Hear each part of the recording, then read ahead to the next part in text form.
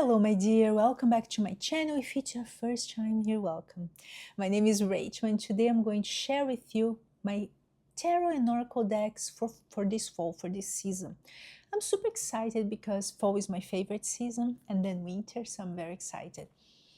I decided that I would not share with you all my decks that feel like fall, that it would take too long, only the ones that I really want to work with. So I decided to be more intentional about this list. Now, we have several decks here, so I'm going to try to go a little quick. I'm not going to stay too long in one deck. So if you want to hear me talking more about a specific deck, just leave in the comments down below. It will be a pleasure to come back with an in-depth review for the deck that you want.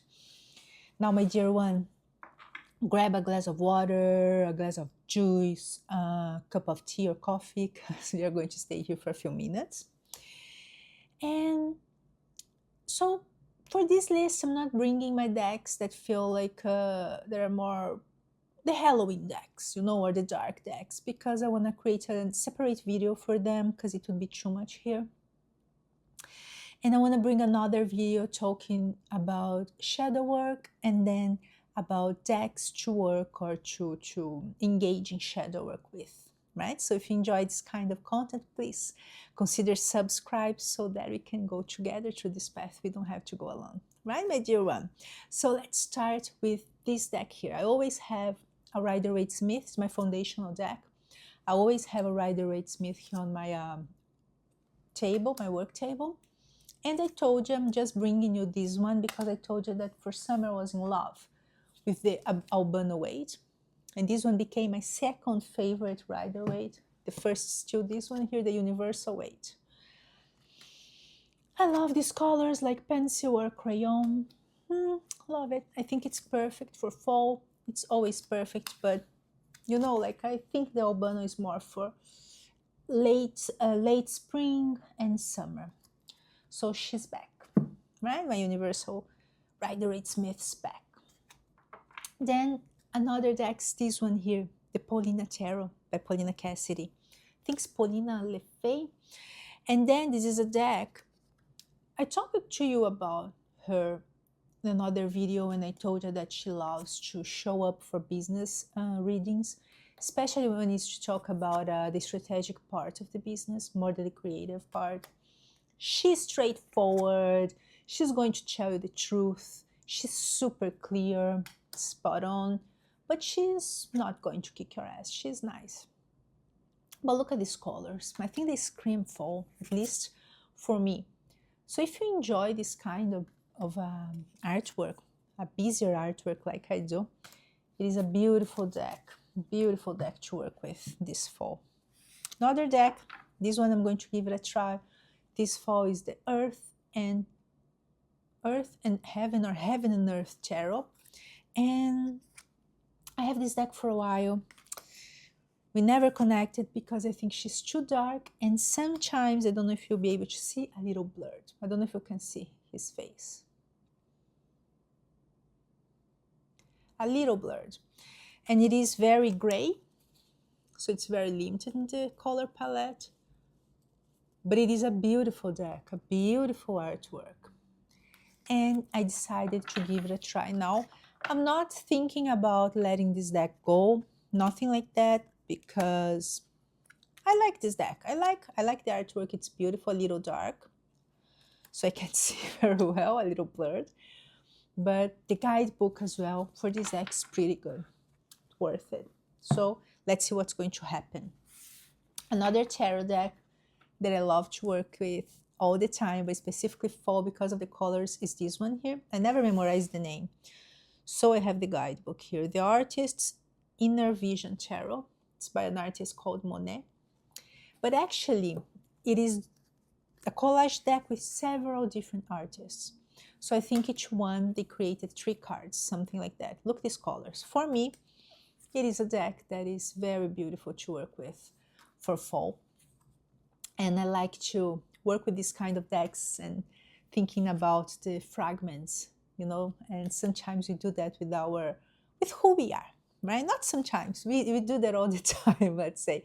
And then it's a beautiful deck to invite the several parts that sometimes we live here and there. In relationships, we live parts of ourselves, we live parts of ourselves in the past or even in the future. And I like this kind of deck because it reminds me of that. So I think it's interesting to work with. Specifically now for fall, because fall is about letting go, isn't it? It's about opening space for something. It's about being grateful as well. So it is what it is now. Another deck that is beautiful for fall, in my opinion, is this one here. It is the Touchstone Tarot by Cat Black. People don't usually talk much about this deck. It's not their favorite deck. People usually like, they prefer her Cat Black's Golden Tarot, something like this. She has a very famous deck. Look at these guys. Come on, she's gorgeous. It is a collage deck as well, and I really enjoy this deck. I don't have the other one, the other Cat Black's deck, the Golden something. I decided to go with this one here. What I feel about these decks, that this deck gives you very neutral readings. So it's not super passionate. It works for all kind of readings, but not so much about relationship, like romantic relationship, things like that. I think she's beautiful for other kind of subjects. Of course, we can think about career related readings, but not only. I just think that she's a beautiful option when we need a more neutral energy for our reading, right? Now, my little baby, my little love, the Tarot of Mystical Moments. For me, she is a deck for all seasons ever. And I think she's beautiful for fall as well. The colors, it feels like a dream. She talks about your intuition. She's like a hug, especially when you are feeling sometimes lonely, when you are feeling like you need to understand yourself a little better, you need somebody to talk with. She's simply fabulous. Love this deck. This is the Tarot of Mystical Moments, a beautiful deck for fall. Now, this one here is a deck that I love as well. It is the Moonchild Tarot Shadow Work edition by Danielle Noel. High quality, guys, beautiful cardstock, everything about this deck is gorgeous. Look at this. She's beautiful for all kind of readings. I love to do dream work with her, but shadow work with her is beautiful as well. Look at this. I prefer these cards that are more like pippish, let's say, no people. I don't enjoy these cards that have one person like this. So specifically the court cards, they seem to be all in the same position almost, so they don't bring me much, or even cards with people like this, not my favorite. Now this one I enjoy a lot. And look here, we have one of my favorite cards. It's a beautiful deck, high quality deck that I really, really, really enjoy. And I think the colors and even the style, they're beautiful, beautiful to work with for fall. Now, I think I told you already, right? My darker decks or Halloween decks, I'm going to bring in another opportunity. But anyways, I don't think this is a dark deck. The Beautiful Creatures Tarot by J.R. Rivera and artwork by Jasmine Beckett Griffith. We love her artwork, don't we? It's a beautiful deck as well. I know people sometimes they don't like this deck that much because sometimes they feel like the artwork may not be the best choice for the specific card, but I really enjoy this beautiful cardstock, gilded edges. I really enjoy this deck. And I'm not sure, second edition. Mine is the second edition. And I really like this deck. And for fall, she's a beautiful choice, and I think she reads beautifully with the Alice in Wonderland, even Le Vampire. All decks, all decks that are by Lucy Cavendish and Jasmine. So this is the Beautiful Creatures Tarot. Beautiful, beautiful, beautiful. Beautiful for October, isn't it? Now we are moving to our oracle decks. I'm talking fast. I don't like to talk fast. I don't think I'm fast, but As I told you, if you want to hear more about any of these decks, just leave in the comments down below. This beautiful oracle for fall, right? Into The Lonely Woods, Blessings and Messages for Times of Solitude and Isolation by Lucy Cavendish and Dan May. This deck's beautiful for times of solitude, right? And sometimes because, well, you know, fall is a moment when we start, I think we can say that we are starting kind of a process, a hermit process of moving inwards. Sometimes some people may feel lonely anyways, right? Alone or lonely. It is a beautiful deck to support us on our personal journey. I talk about personal spirituality, which can feel a little lonely, solitary sometimes, right? And this deck is beautiful to bring you messages when you are in that space, feeling like maybe nobody understands you or that you are alone. It is a beautiful deck for that, and I think that for fall, it's very nice. Even when you are going through your shadow work period, it can be nice drawing some cards from this deck as well as a beautiful hug. Another deck that I think is very nice for fall is the Lost Oracle. Now, it feels sometimes that this deck